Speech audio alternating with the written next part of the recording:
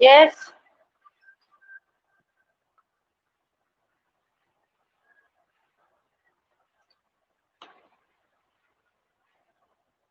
Page number 26, lesson number 3.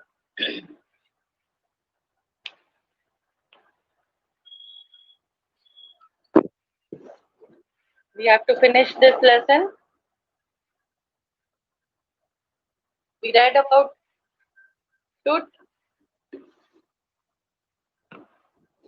Tutankhamun, who was the pharaoh of Egypt, ruler of Egypt. अभी तक हमने पढ़ा 1922 में कार्टर ने who was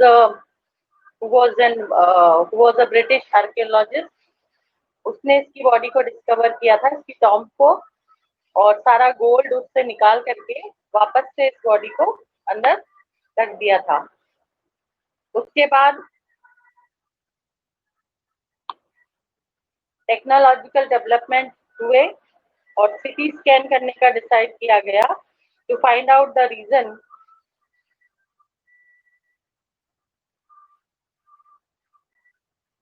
that how did he die and how old was he at the time of his death.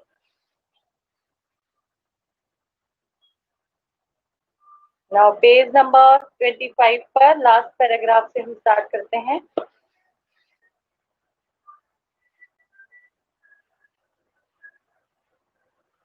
Amenhotep III,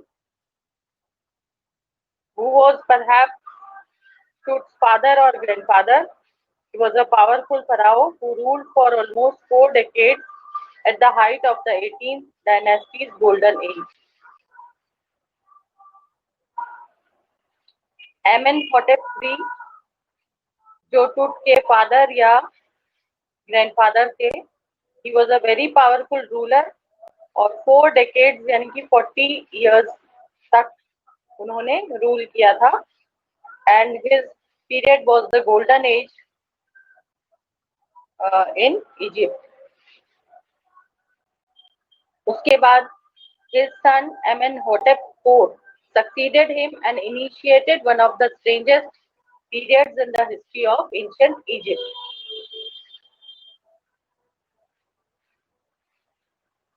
उसके बाद उनका बेटा Amenhotep IV रूलर बना और उसने कुछ ऐसे काम किए कि that was the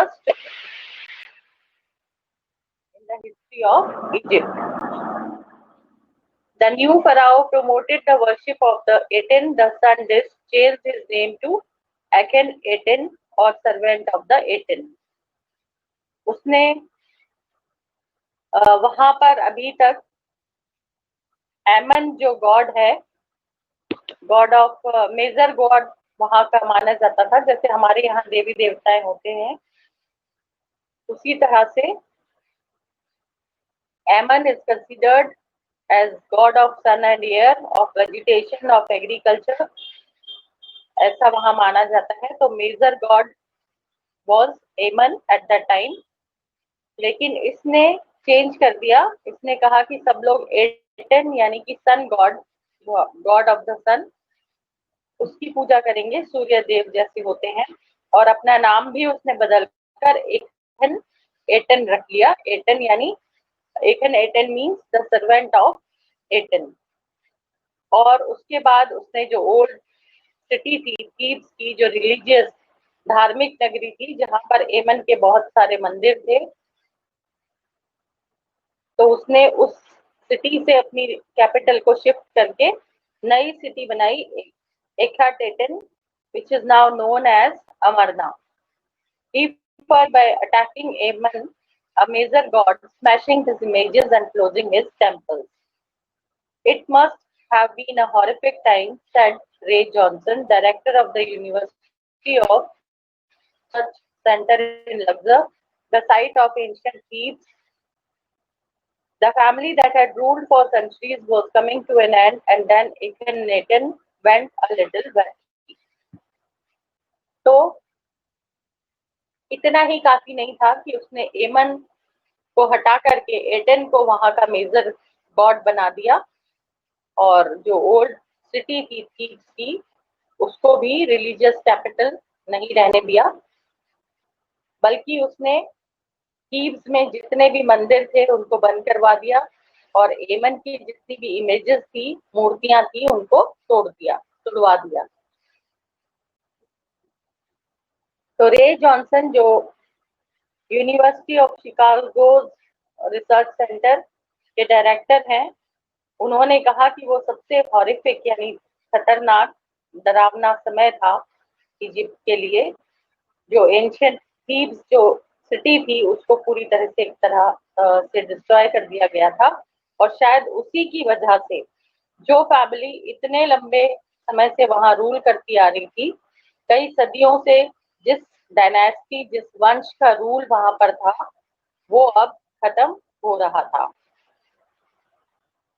after Akhenaten's death, a mysterious ruler named Smen Khare appeared briefly and excited with hardly a trace, and then a very young Tutankhaten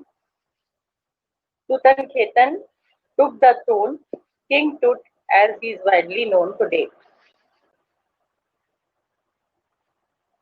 Akhenaten की डेथ के बाद एक मिस्टीरियस रूलर, यानी कि रहस्यमय रूलर, जो कौन था ज्यादा किसी को पता नहीं है, उसने थोड़े से समय के लिए वहां रूल किया। उसका नाम था स्मेंग खरे, और उसके बाद बहुत ही कम एज में टूटनखेतन को राजगद्दी मिल गई, जिसको हम किंग टूट के नाम से जानते हैं और जिसके बारे में हम अभी पढ़ रहे हैं। The boy king soon changed his name to Tutankhamun, living image of Amun, and oversaw a restoration of the old ways. He reigned for about 9 years and then died unexpectedly. तो ये जो यंग एज में ruler बना टूटनखेतन, इसने अपना नाम वापस बदल करके तूतनखामन कर लिया, यानी एमन की पूजा वापस से स्टार्ट कर दी। तूतनखामन का मतलब होता है लिविंग इमेज ऑफ एमन, यानी जो एमन को फॉलो करता है। और फिर से इसने सारी जो थीब्स में जो इमेजेस तोड़ दी गई थी, मंदिर बंद करवा दिए गए थे, तो वापस से इसने उनको रिस्टोर किया, और 9 इयर्स तक उसने रूल किया। उसके बाद उसकी डेथ हो गई अनएक्सपेक्टेडली, लेट टीनेज में he died. Regardless of his fame and the speculations about his fate, Tut is one mummy among many in Egypt. How many? No one knows. The Egyptian Mummy Project, which began an inventory in late 2003, has recorded almost 600 so far and is still counting. और जितनी प्रसिद्धि उसको मिली थी Tutankhamun को, he was a renowned ruler of Egypt, जो बहुत ही कम as में वहां का रूलर बना, और बहुत ही कम एज में यानी कि लेट टीनेज में ही उसकी डेथ हो गई, and no one knows how he died. तो 1922 में इसकी टॉम को डिस्कवर किया गया, और his was the first mummy जो सबसे पहले डिस्कवर की गई। Mummies are the dead bodies in Egypt, जहां पर डेड बॉडीज को एक तरह से इस तरह से दफनाया जाता है कि वो प्रिजर्व रहे, वो वैसी की वैसी ही रहे कई सालों के बाद भी, and they are called mummies. तो लेट 2003 में जो इजिप्शियन मम्मी प्रोजेक्ट था, उसमें ये काम शुरू किया गया।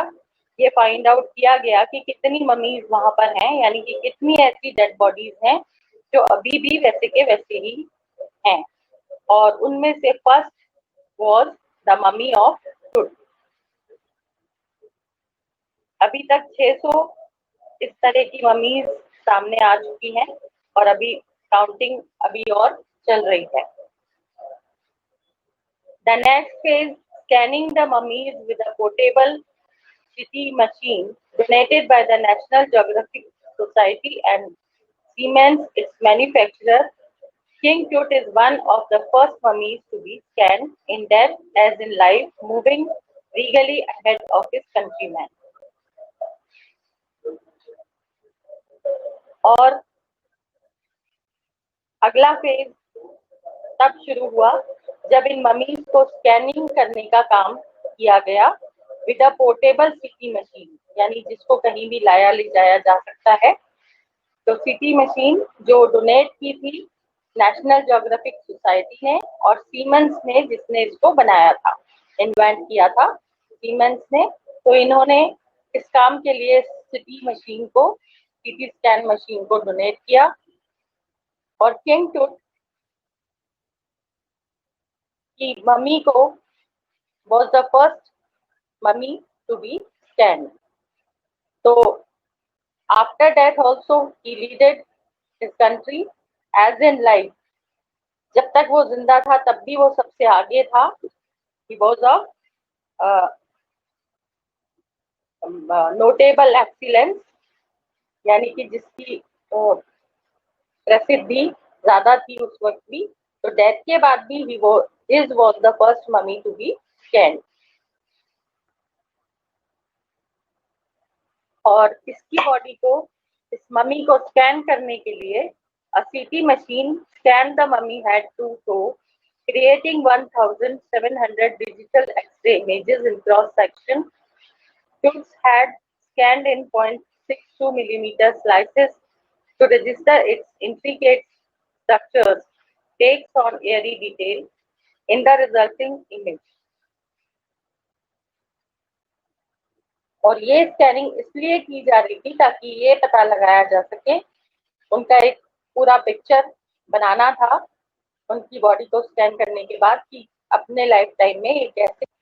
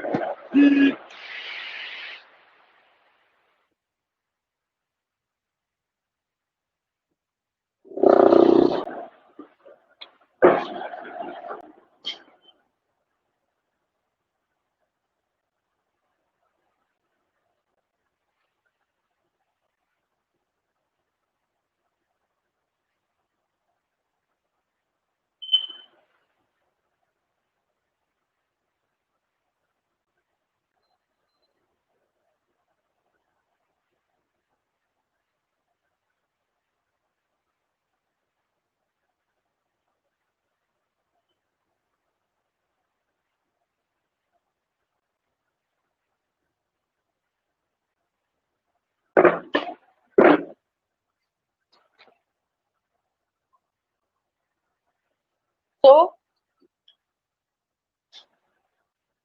जब इस मम्मी को स्कैन किया गया हेड टू टो, यानी सर से लेकर पांव तक, तो 1,700 एक्सरे इमेजेस बनाई गई। टूट के हेड की स्कैनिंग की गई and takes on airy detail. Airy detail का मतलब होता है strange and tightening.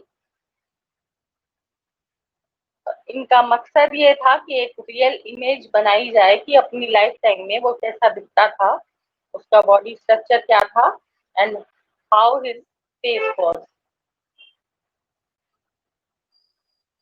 With Tut's entire body similarly recorded, a team of specialists in radiology, forensics and anatomy began to probe the secrets that the winged goddesses of a gilded burial shrine protected for so long. और पूरी एक team बुलाई गई specialist की, जो radiology, forensic और anatomy के specialist थे, जिन्होंने पूरी उस एंटायर बॉडी को स्टडी किया, रिसर्च की, और उन्होंने फाइनली ये बताया कि winged goddesses of a gilded burial shrine, यानी कि जो गोल्ड से उसको कवर किया गया था,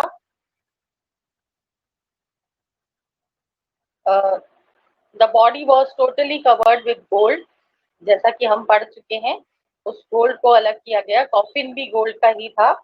तो इस गोल्ड की वजह से उसकी बॉडी जो थी वो सुरक्षित रही इतने लंबे समय तक। The night of the scan, workmen carried truth from the tomb in his box.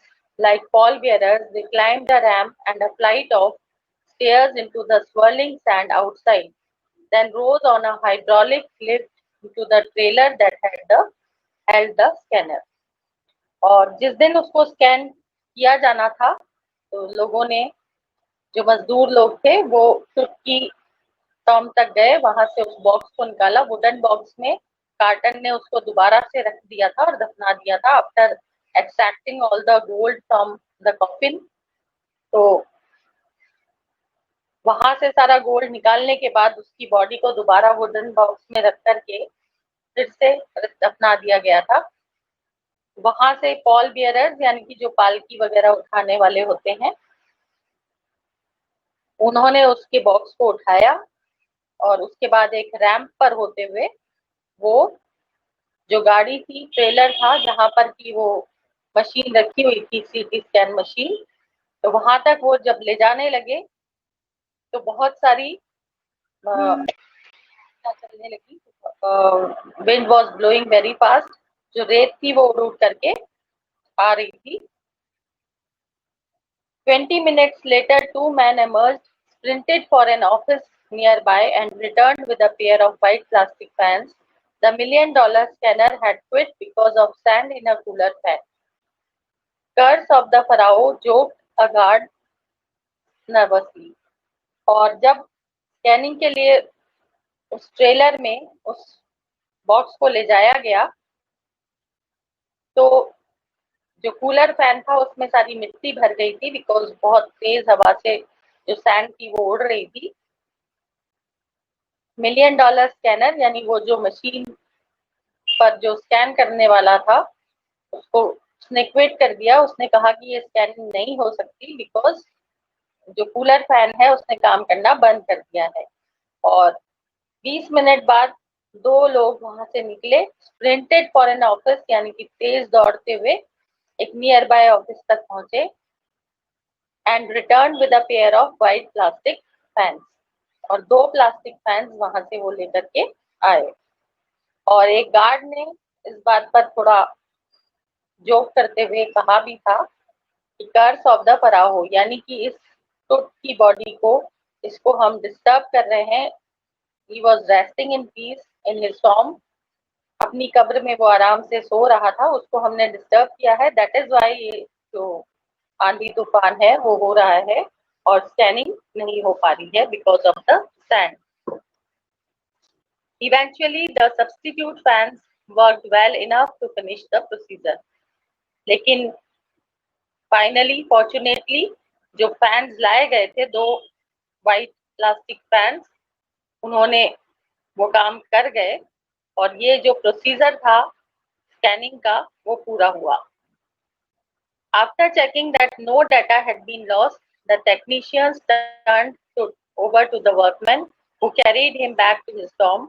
Less than 3 hours after he was removed from his coffin, the pharaoh again rested in peace where the funerary priest had laid him so long ago. और उन लोगों ने पूरा check किया, scan किया कि कोई data loss नहीं हुए हैं, यानी कि बॉडी से जो भी इंफॉर्मेशन उनको मिलनी थी उस मम्मी से, वो सब सुरक्षित है। दैट मम्मी वाज प्रिजर्व और कोई भी इंफॉर्मेशन उसमें से गायब नहीं हुई थी। तो सारा डाटा कलेक्ट करने के बाद, उसको अच्छे से स्कैन करने के बाद, तो उसको फिर से वर्कमैन के हवाले कर दिया गया, जो वापस उसको उसकी टॉम तक ले गए। और 3 घंटे के अंदर अंदर जब उसको उसके कॉफिन से निकाला गया था, उसकी टॉम से निकाला गया था, उसके 3 घंटे के अंदर अंदर वापस उसको उसी जगह पर, जहाँ पर कि उसको बहुत पहले, बहुत लंबे समय पहले, that was around 3300 years ago, जो राइचुअल्स होते हैं रीति रिवाज के साथ, जब प्रीस्ट के द्वारा उसको दफनाया गया था, तो इसी तरह से वापस उसको उसकी टॉम तक पहुंचा दिया गया। जहां वो वापस उसको दफना दिया गया. Back in the trailer, a technician pulled up astonishing images of the tooth on a computer screen. A grey head took shape from a scattering of pixels, and the technician spun and tilted it in every direction. Neck vertebrae appeared as clearly as in an anatomy class. Other images revealed a hand, several views of the rib cage, and a transection of the skull. But for now, the pressure was off. Sitting back to his chair, Zahi Hawass smiled, visibly relieved that nothing had gone seriously wrong. I didn't sleep last night, not for a second, he said. I was so worried, but now I think I will go and sleep. And finally उसकी पूरी image computer screen पर बना ली गई कि वो कैसा दिखता था, उसकी बॉडी स्ट्रक्चर कैसा था. तो फुल इमेज उसकी स्क्रीन पर आ गई और ये देख करके कि कुछ भी गड़बड़ नहीं था, कुछ भी गलत नहीं था. Everything was okay with the body. तो ज़हीर अब्बास जो इस काम को कर रहे थे, he was the Secretary General of Egypt's Supreme Council of Antiquities. उसने ही इसको वापस से 40 साल के बाद जब इसका स्कैनिंग करने का सोचा गया था इन 1968, it was again discovered. तो जही हवास ने कहा कि अब जाकर के मुझे थोड़ी रिलीफ मिली है. कल मैं पूरी रात भर नहीं सो पाया और आई वाज सो वरीड. लेकिन अब जब सब कुछ ठीक है, कोई ऐसी प्रॉब्लम नहीं है. उनका जो शक था कि उसको मारा गया है या उसकी डेथ का रीजन क्या था, it was not a normal death, ऐसा वो लोग सोच रहे थे, तो वो सब गलत निकला. It was everything was all right. So Zahi Hawass was relieved and he thought that he will go and sleep then. By the time we left the trailer, descending metal stairs to the sandy ground, the wind had stopped. और जब ये सारा काम पूरा हो गया, हम लोग ट्रेलर से, जहाँ की सीटी स्कैन मशीन रखी हुई थी, वहां से जब बाहर निकले सीढ़ियां उतरते हुए, तो जो हवा थी वो रुक गई थी. अब रेत नहीं उठ रही थी. The winter air lay cold and still like death itself in this valley of the departed. और अब बिल्कुल सन्नाटा वहां पर छाया हुआ था, शांति छाई हुई थी उस वैली ऑफ द डिपार्टेड, यानी किंग्स वैली, जहां पर राजा महाराजाओं को दफनाया जाता था. तो वहां पर अब बिल्कुल शांति थी. Just above the entrance to Tut Storm stood Orion, the constellation that the ancient Egyptians knew as the soul of Osiris, the god of the afterlife, watching over the boy king. और जैसे ही हम तुट की Tom तक पहुंचे, जो entrance था वहां पर ओरियन जो कॉन्स्टिलेशन होता है वो वहां पर सिचुएटेड था, जिसको एंशिएंट इजिप्शियंस मानते थे कि वो सोल ऑफ ओसिरिस यानी कि God of the after life, मरने के बाद मृत्यु का जो देवता होता है वो उसकी सुरक्षा कर रहा है. And that the God of after life is watching over the boy king. और उसी ने इस बॉडी को अब तक सुरक्षित रखा और अभी भी वो उसकी सुरक्षा कर रहा है. So this was the chapter and it was taken from National Geographic Volume 207. तो ये एक रियल स्टोरी है, किस तरह से वहां पर मम्मी डिस्कवर की गई. और first mummy it was to be scanned of the ruler Tutankhamun. Is that clear? अगर कुछ समझ में नहीं आया है तो आप लोग अभी पूछ सकते हैं. Then we'll discuss the question answers.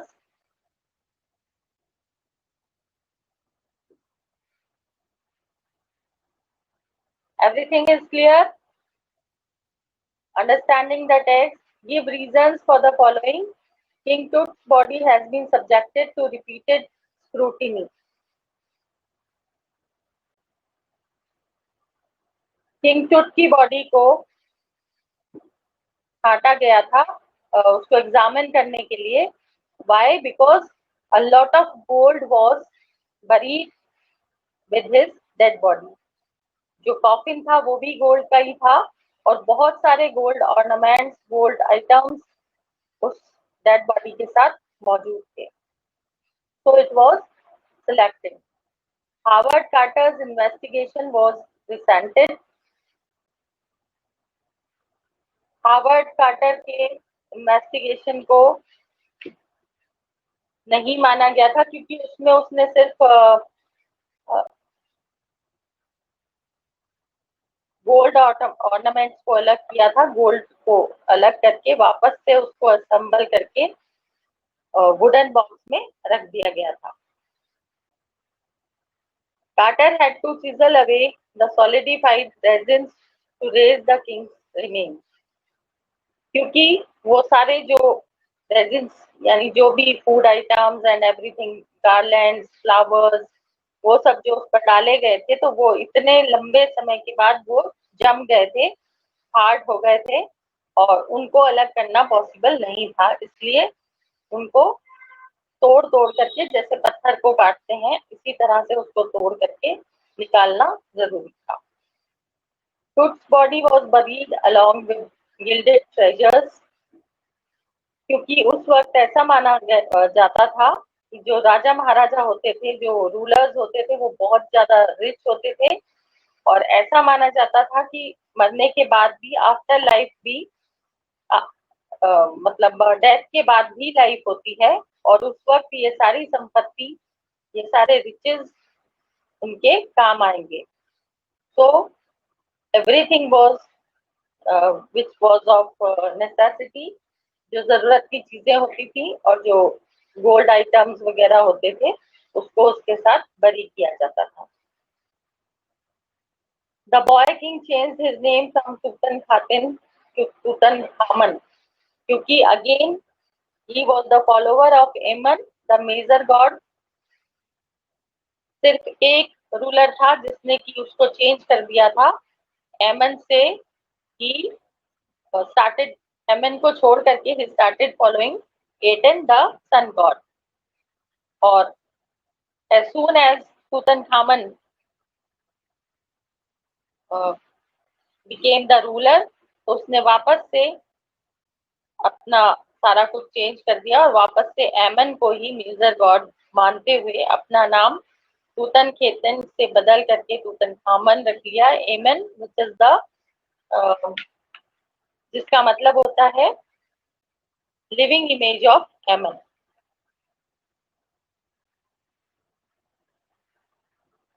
List the deeds that led Ray Johnson to describe Aten as wacky.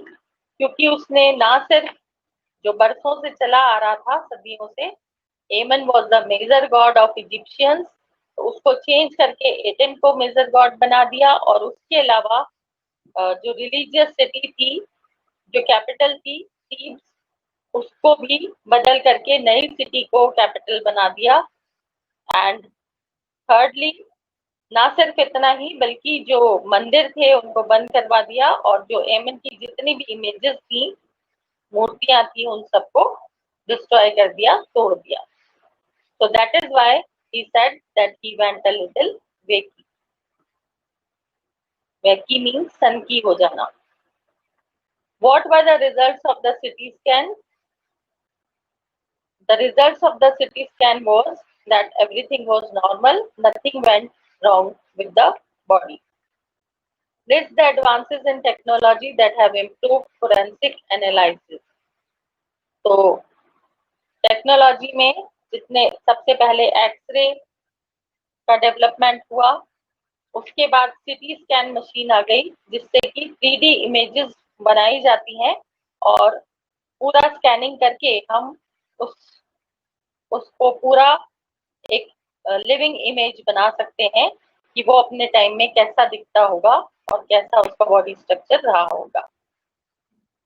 Explain the statement King Tut is one of the first mummies to be scanned in death as in life. So King Tut was a very famous ruler of Egypt जिसने बहुत ही wisely rule किया, कम समय के लिए ही सही, only for 9 years ही rule there, लेकिन वो तब भी सबसे आगे था जब वो जिंदा था. He was the head of the kingdom, और डेथ के बाद भी he was the first to lead others, यानी कि बाकी लोगों से अब भी वो आगे था, because his was the first mummy which was to be scan, जिसका सबसे पहले सीटी स्कैन किया गया.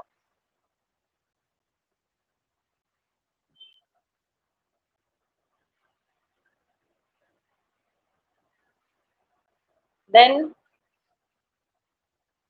इन क्वेश्चंस के आंसर आप अपने आप देंगे. टॉकिंग अबाउट द टेक्स्ट में, number 1, scientific intervention is necessary to unearth buried mysteries. अगर हम छुपे हुए दबे हुए रहस्यों का पता लगाना चाहते हैं तो उसके